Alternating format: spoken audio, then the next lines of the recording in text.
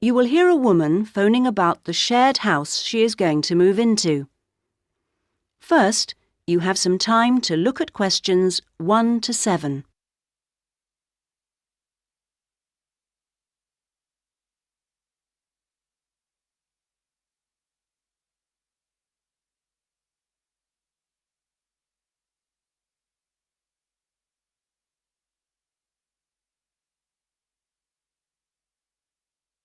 You should answer the questions as you listen, because you will not hear the recording a second time. Listen carefully to the first part of the conversation and answer questions 1 to 7. Hello? Hello, this is Hilary. I'm calling about the house. I'm moving in next week. Oh, yes, Hilary. This is Judith. I met you when you came to look at the house. Yes, I just had a few more questions I wanted to ask. Of course. Well, first, about the rent. I realise I didn't check what it included. Yes, that's important. It includes most things. We don't have to pay extra for heating, for example, just for the telephone, which is fair enough, I suppose. Local taxes are part of the rent, so that's not a worry. That's fine. Then I remember I should have sent my letter of reference to the landlord by now, but I haven't got his address. Yes, you should get that off right away. Address it to Mr. Crawley. He's at 14 King Street. Is that in Exford? Yes. And then you'll need to put the postcode, of course. It's AP12 7QT. Got that, thanks. I also realise I don't know exactly what the house has in the way of equipment. Is there a microwave, for example? There isn't. None of us feels the need. Oh, fine. I'm sure I can do without one too. What about a hairdryer? Maybe you should bring one, if you need one. I'll buy one, yes. And TV? Oh, yes. We've got 2, in fact. Was there anything else? I just wondered if there were any rules. Not really. We share the cleaning, things like that. We do have to be careful about loud music. Yes. So we've agreed that there shouldn't be any loud music after 9, and that we don't play music at all in the living room after 10. Up to 11 in your own room's okay, as long as it's not too noisy. That sounds good. And is there somewhere safe I can keep my bike? That's difficult. To be honest, lots do get stolen round here. We haven't got a garage, so we tend to park ours in the garden so that they're hidden from the street. OK. Now, I hope you like cooking. Yes, I do. Do you all have shared meals? Not very often, actually. But when the weather's good in the summer, we like to have a barbecue together, which we do each Wednesday. We tend to go out at weekends. Sounds fun. Before you hear the rest of the conversation, you have some time to look at questions 8 to 10.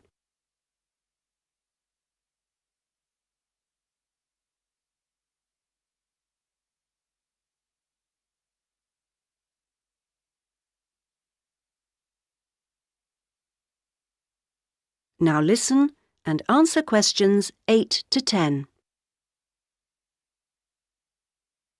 Are you familiar with this area? A bit. Actually, there are a few things that I'd like to know the location of. A bank, for example.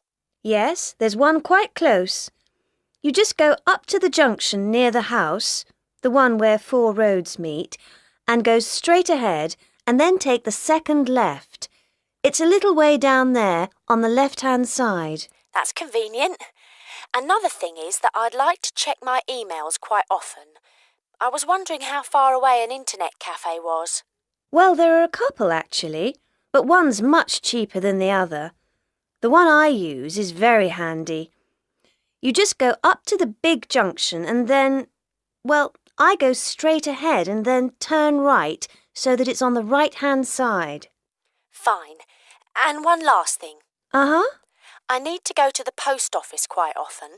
I'm hoping there's one quite close to the house. You're in luck. You'd walk up to the big junction and then, if you want a nice route, take the street that's slightly to the right. Then you'd want the second left, and you'd find it on the right side of the street. Well, it all sounds great. So, we'll see you in a couple of days' time? Yes. OK. Bye. Bye. That is the end of part 1. You now have half a minute to check your answers.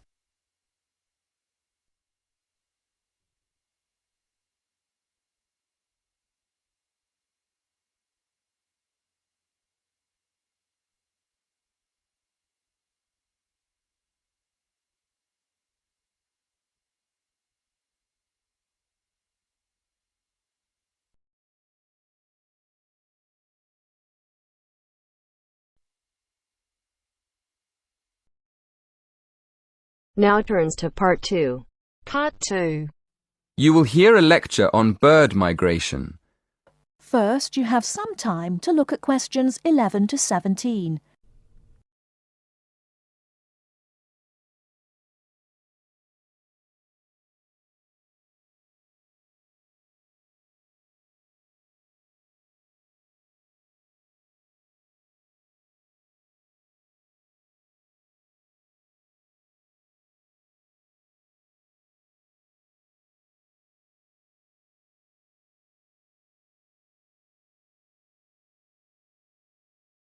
Now, listen carefully and answer questions 11 to 17. My lecture this evening will focus on the migration of birds. That is, how birds fly in big groups from different parts of the world at certain times of the year. In the first part of the lecture, I'll talk about the reasons why birds migrate, when they migrate, and which parts of the world they migrate from and to. To start with, why do birds migrate? Well, there are two main reasons. One, they migrate to look for food, and two, they travel to parts of the world that are more suitable for breeding. In fact, these reasons are closely linked. As you can imagine, when birds are breeding, they need extra food to feed their young. And in the spring, in the cooler climates of Europe, there is a lot of food for birds, especially insects. So, generally, during the spring, birds fly up from the tropics, which are hot, to cooler climates in the north. They stay there for a few months to bring up their young. And then, when the weather in the north gets cold in the winter, they fly back to warmer climates in the south. Now I'd like to talk a bit about how global warming has affected bird migration. One of the effects of global warming has been to make the spring come earlier in the northern regions of the world. When spring comes early, the plants and insects that birds need to bring up their young are also available earlier. Research has shown that quite a lot of birds have started to migrate earlier because of higher temperatures. But unfortunately for some species, this hasn't been early enough. What I'm saying is that birds that are travelling a long way for breeding may arrive too late to find enough food to feed their young, and their population drops drastically. Scientists are currently researching more about this. Before you hear the rest of the talk, you have some time to look at questions 18 to 20.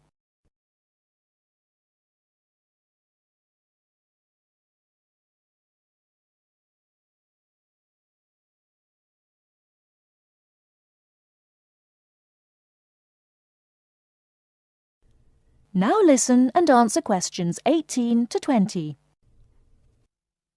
Now, I thought I'd finish by just briefly describing a few different patterns of migration. Migration varies with the type of bird and the area they come from.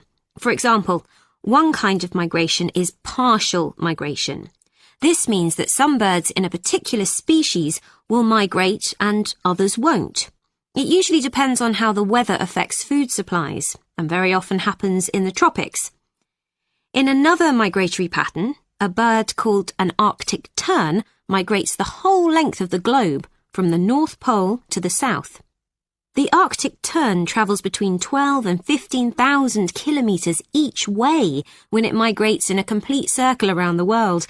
It's quite amazing. Right, and lastly, I'd like to mention a pattern which isn't nearly as spectacular, but is very interesting. And this is the way many birds migrate across North America. In this pattern, the birds fly northwards in the west of the country and then back south again in the east. So, if you imagine it, they're actually migrating in a circular pattern, like the hands of a clock, not in a straight line, as we might think. That is the end of part 2. You now have half a minute to check your answers.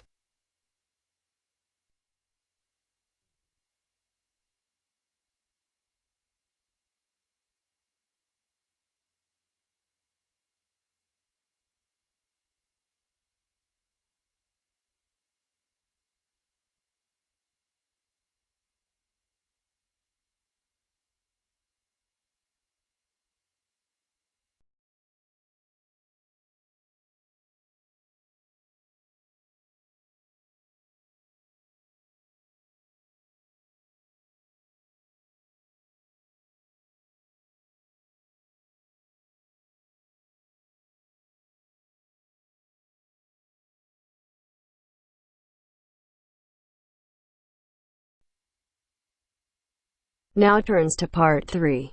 Part 3. You will now listen to a talk on bicycles. First, you have some time to look at questions 21 to 25.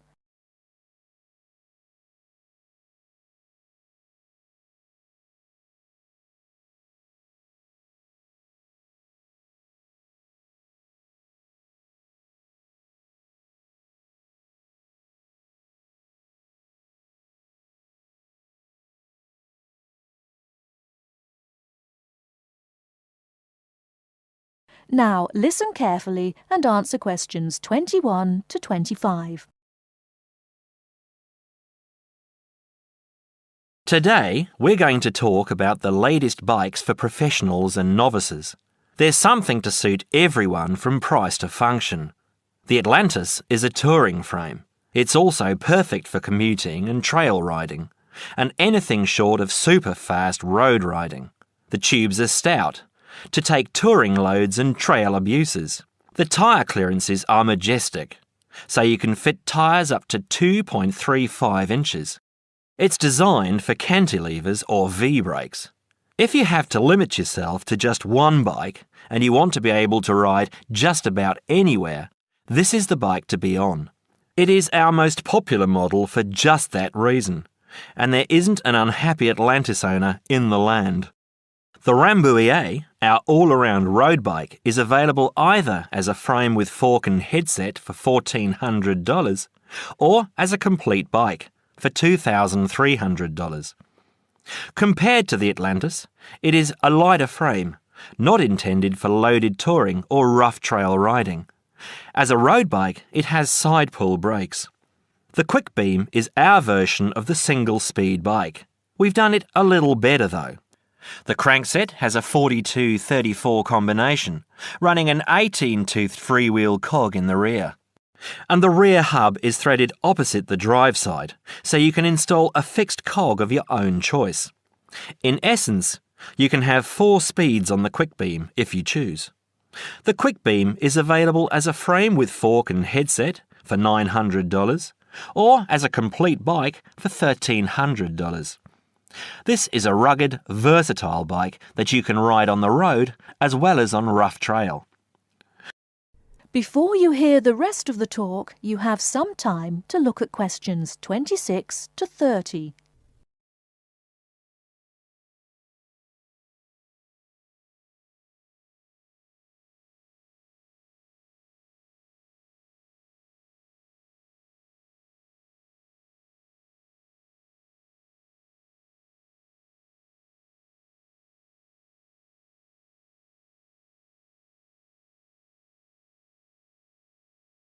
Now listen and answer questions 26 to 30.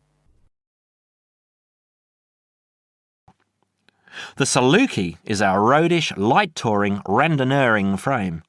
It's designed for 650B wheels. If 650B means anything to you, you'll either love it or think it's marketing suicide. If you're new to 650B and a follower, you won't want it. If you're new and a rebel, you will.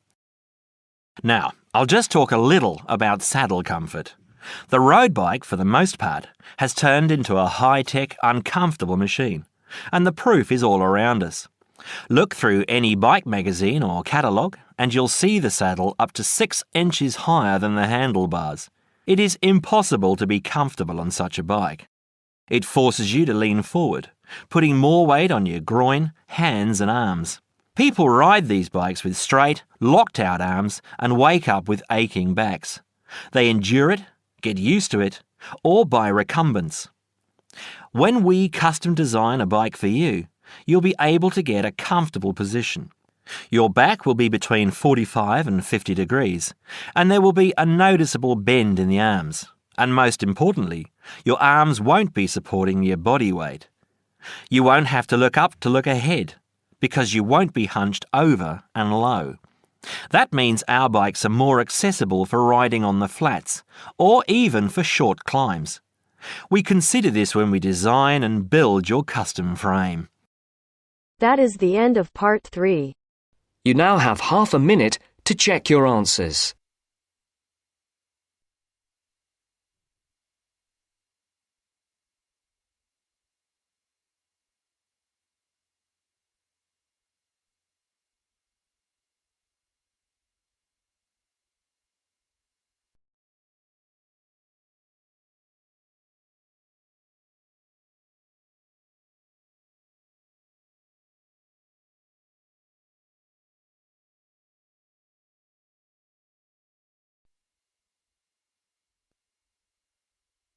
Now turns to part 4. Part 4.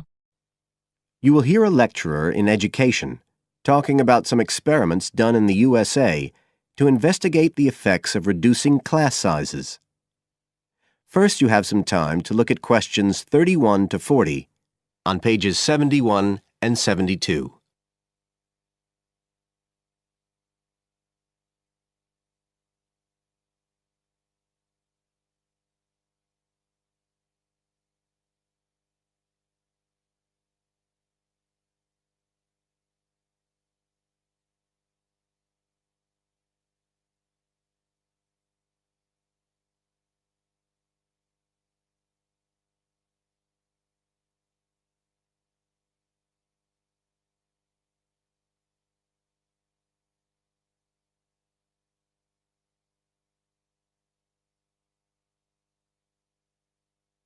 Now listen carefully and answer questions 31 to 40.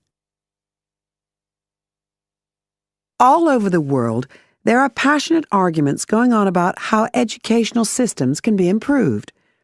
And of all the ideas for improving education, few are as simple or attractive as reducing the number of pupils per teacher. It seems like common sense. But do these ideas have any theoretical basis? Today, I want to look at the situation in the USA and at some of the research that has been done here in America on the effects of reducing class sizes.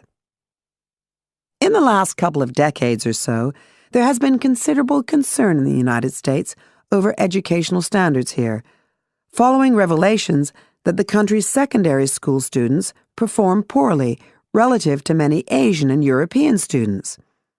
In addition, statistics have shown that students in the nation's lower-income schools in the urban areas have achievement levels far below those of middle-class and upper-middle-class schools.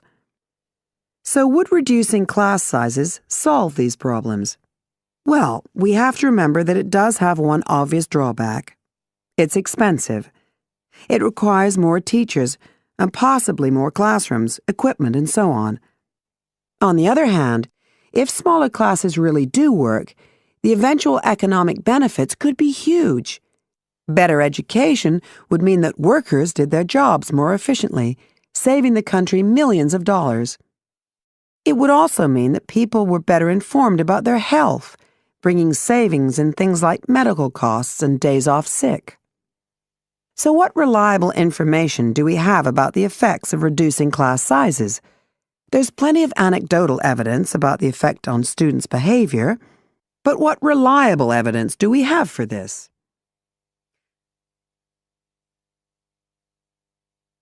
Let's have a look at 3 research projects that have been carried out in the USA in the last couple of decades or so.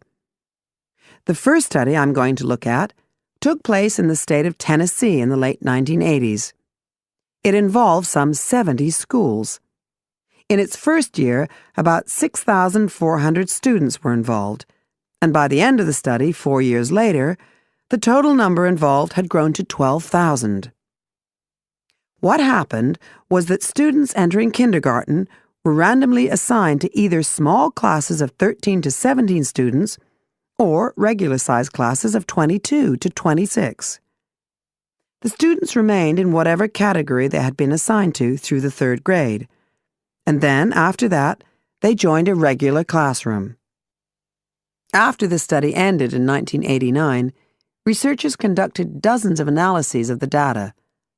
Researchers agree that there was significant benefit for students in attending smaller classes, and it also appears that the beneficial effect was stronger for minority students. However, there's no agreement on the implications of this. We still don't know the answer to questions like how long students have to be in smaller classes to get a benefit, and how big that benefit is, for example. The second project was much larger and took place in California. Like the Tennessee study, it focused on students from kindergarten through to grade 3, but in this case, all schools throughout the state were involved. The experiment is still continuing, but results have been very inconclusive, with very little improvement noted. And the project has, in fact, also had several negative aspects. It meant an increased demand for teachers in almost all California districts. So the better-paying districts got a lot of the best teachers, including a fair number that moved over from the poorer districts. And there were a lot of other problems with the project. For example, there weren't any effective procedures for evaluation. All in all, this project stands as a model of what not to do in a major research project. A third initiative took place in the state of Wisconsin at around the same time as the California project began, and it's interesting to compare the two. The Wisconsin project was small. Class sizes were reduced in just 14 schools, but it was noteworthy because it targeted schools at which a significant proportion of the students were from poor families, compared with California's one-size-fits-all approach. Analysts have found that the results are very similar to the Tennessee project, with students making gains that are statistically significant, and that are considerably larger than those calculated for the California initiative. Now, I'd like to apply some of these ideas to the latest.